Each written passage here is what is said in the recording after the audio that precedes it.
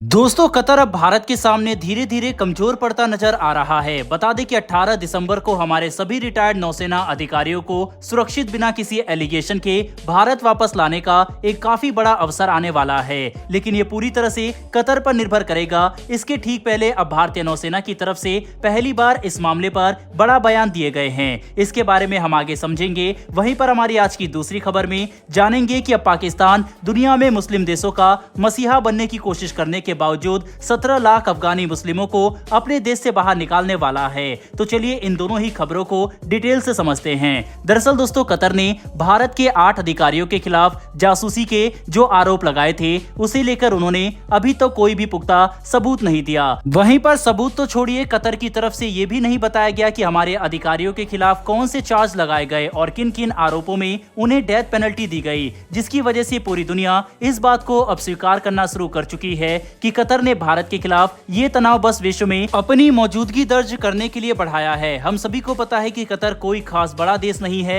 ऐसे में इस बात का तो सवाल ही खड़ा नहीं होता कि कतर अपने यहाँ 8 भारतीयों को फांसी की सजा देगा और भारत कुछ नहीं करेगा, जिस पर पहली बार अब भारतीय नौसेना की तरफ से एक बड़ा बयान दिया गया। दरअसल भारतीय नौसेना के प्रमुख admiral R Hari Kumar sir ने खुद बयान देते हुए कहा है कि हमें पूरा यकीन है कि कतर में गिरफ्तार किए गए 8 पूर्व नौसैनिक अधिकारियों को छुड़ाने के लिए भारत सरकार पूरी कोशिश करेगी और भारतीय नौसेना भी इनका समर्थन करने के लिए तैयार है। दोस्तों भारत ये बात पहले ही कह चुका है कि हम अपने नागरिकों की सुरक्षा सुनिश्चित करने के लिए सभी कानूनी विकल्पों की तलाश कर रहे हैं और इसके लिए कतर में तैनात रह चुके हमारे डिप्लोमेट सर दीपक मित्तल को अगुवाई करने के लिए बुला लिया गया है, जो पूरी कोशिश करेंगे ताकि इन 8 भारतीयों को सुरक्षा पूर्वक भारत वापस लाया जा सके। बता दें कि Bharat international court of justice का दरवाजा भी खटखटा सकता है, जैसा कि हमने कुलभूषण जाधव के केस में किया था। लेकिन अब ऐसा लगता है कि कतर भारत की तरफ से दिए गए प्रतिक्रिया और एक्शन को देखकर घबरा चुका है, जिसकी वजह से कतर ये बात समझता है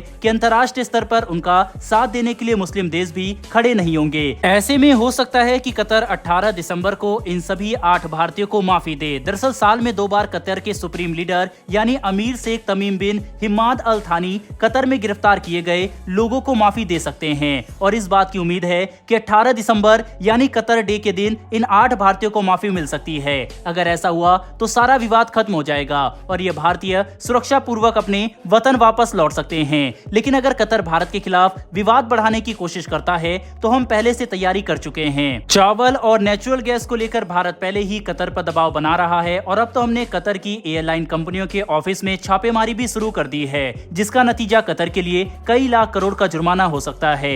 ऐसे में ये देखना काफी इंटरेस्टिंग होगा कि क्या कतर इन भारतीयों को सुरक्षा पूर्वक रिलीज करता है या फिर नहीं। हालांकि भारत के पास ऑप्शन तो काफी सारे मौजूद है, लेकिन भारत यही उम्मीद करता है कि कतर डे के दिन कतर की तरफ से इन लोगों को रिहा कर दिया जाए, जैसा कि कतर हर साल 2 बार इस तरह का आयोजन करता है, जिसमें अपने यहाँ पकड़े गए लोगों को वे माफी देते हैं। क्योंकि इस मुद्दे पर काफी सारा प्रेशर कतर के ऊपर इस समय बन रहा है, न सिर्फ वेस्टर्न देशों से बल्कि अरब देश भी कतर के खिलाफ खड़े हो चुके हैं। बहरहाल दोस्तों बढ़ते हमारी दूसरी खबर की तरफ। ये खबर पाकिस्तान की तरफ से निकलकर सामने आ रही है, जो अफगानिस्तान के खिलाफ अब तक का सबसे बड़ा कदम उठाने वाला है। आप सभी को पता होगा कि जब तालिबान ने अमेरिकी मिलिट्री को हराकर अफगानिस्तान में अपना परचम लहराया, तब लाखों की संख्या में अफगानी लोगों ने अपना देश छोड़कर दूसरे देशों में शरण लेना सही समझा। इनमें वैसे तो सिख और हिंदू समुदाय के लोग भी शामिल है, लेकिन मेजोरिटी मुस्लिम लोगों की है। यह सभी अफगानी मुसलमान ज्यादा अच्छे अवसर और आर्थिक हालातों के लिए अपना देश छोड़कर जाना चाहते थे, जिसके लिए ज्यादा विकल्प न होने पर 17 लाख की संख्या में अफगानी मुस्लिम लोग पाकिस्तान पहुंच गए और वहां रहने लगे। लेकिन अब पाकिस्तान आज यानी 1 नवंबर से इन सभी लोगों को देश से बाहर निकालने वाला है। आप बिल्कुल सही सुन रहे हैं। दुनिया में मुस्लिम लोगों का मसीहा और रिफ्यूजी लेने के लिए सबको मनाता फिरता पाकिस्तान पड़ोसी अफगानिस्तान से आए 17 लाख मुस्लिम को अपने यहाँ शरण नहीं देना चाहता। पाकिस्तान की सरकार ने एक चेतावनी जारी करते हुए कहा था कि 31 अक्टूबर से पहले जो भी अफगानी लोग गैर कानूनी तरीके से पाकिस्तान में रह रहे हैं वे पाकिस्तान को छोड़कर चले जाएं। वहीं पर जो नहीं जाएगा उन्हें 1 नवंबर से पाकिस्तान खुद बाहर निकालने का काम शुरू करेगा और अब ये प्रक्रिया शुरू होने वाली है, जिसे लेकर अफगानिस्तान भारत से भी मदद की मांग कर रहा है, क्योंकि ऐसी स्थिति में अफगानिस्तान के पास कोई खास ज्यादा विकल्प बचा नहीं है, जिसकी वजह से वे भारत की तरफ आस लगाए बैठे हैं। हालांकि अगर देखा जाए तो इसमें भारत भी कुछ खास नहीं कर सकता, क्योंकि भारत भी बांग्लादेश से आए रिफ्यूजी से काफी ज्यादा परेशान है। ऐसे में अब देखना काफी काफी इंटरेस्टिंग होगा कि पाकिस्तान किस तरह से इन अफगानी लोगों को ट्रीट करता है। बहरहाल दोस्तों, इस वीडियो में इतना ही, फिर मिलेंगे ऐसी एक नई वीडियो के साथ। धन्यवाद, जय हिंद।